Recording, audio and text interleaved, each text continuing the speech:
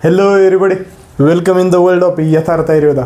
मित्रांनो, तर त्याच्यामधला पहिला जर फॅक्टर बघितलं तर रूट ऑफ ॲडमिनिस्ट्रेशन. आता रूट ऑफ ॲडमिनिस्ट्रेशन आपण क्लासिफिकेशनमध्ये बघितलं मित्रांनो, आणि त्याच्यामध्ये त्यांनी गॅसियस मोड जे आहे ते सगळ्यात जास्त फास्टेस्ट सांगितलेले. Gaseous mode is fastest. त्याच्यानंतर पॅरेंटल रूट हे मोर रॅपिड करते जे दॅन ओरल रूटनं.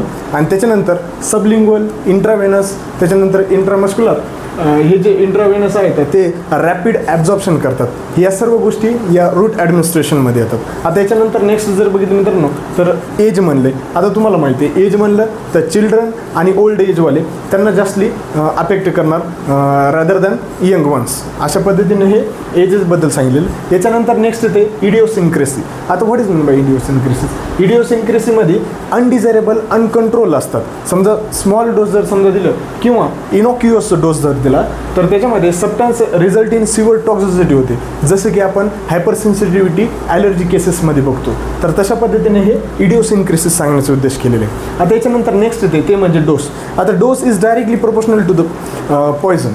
म्हणजे त्यांनी जर सांगितले मोर डोस जर दिला तर मोर अफेक्ट होणार. म्हणजे more dose produce more rapid and intense poisoning. अशा पद्धतीने त्यांनी डोसबद्दल सांगितले. आता त्याच्यानंतर नेक्स्ट येते ते म्हणजे कॉन्सन्ट्रेशन ऑफ पॉयझन. आता कॉन्सन्ट्रेशन म्हणलं तर तुम्हाला माहिती आहे हायर टू लो, पण आता it is the directly proportional to higher concentration to produce more fatality.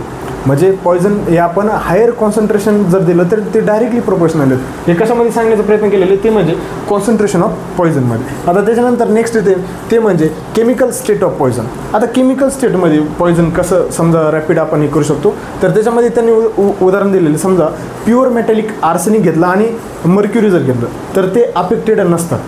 But white arsenic जर आपण घेतला तर ते मोर टॉक्सिक म्हणजे पॉयझनस असते असं त्यांनी सांगितलेलं आहे. त्याच्यानंतर फिजिकल स्टेट. आता फिजिकल स्टेट ऑफ पॉयझन येते. आता या फिजिकल स्टेटमध्ये गॅसियस जे सबस्टन्स असतात ते मोर व्हॉलटाईल असतात आणि मोस्टली फास्ट ॲक्शन असतात आणि रॅपिड म्हणजे ॲब्झॉर्प्शन असते आणि फास्ट ॲक्शन असते. अशा पद्धतीने त्यांनी फिजिकल स्टेट ऑफ पॉयझन सांगितले. नंतर आठवा सांगितलेले एरिया ऑफ ॲप्लिकेशन. आता ते पण it is the directly proportional to more area more dose more effect. अशा पद्धतीने त्यांनी सांगायचा प्रयत्न केलेला. आणि लास्टला आहे टॉलरन्स लेवल. आता टॉलरन्स लेवल ही पण सुद्धा इट इज द फिमेलमध्ये जर बघितलं तर मोस्टली फिमेल अफेक्टेड होतात रादर दॅन मेल कॅन्डिडेट. आणि नंतर समजा एखाद्याला जर समजा हेल्दी पर्सन असेल आणि एखादं सिक पर्सन असेल तर त्याच्यापैकी हेल्दी पर्सन हे अफेक्ट होत नाही लवकर, सिक पर्सन हे लवकर अफेक्ट होऊन जातं. तसंच डिसीज रेजिस्टन्स जर समजा एखादा असेल तर ते लवकर अफेक्ट होणार आणि जे डिसीज फ्री आहेत ते लवकर अफेक्ट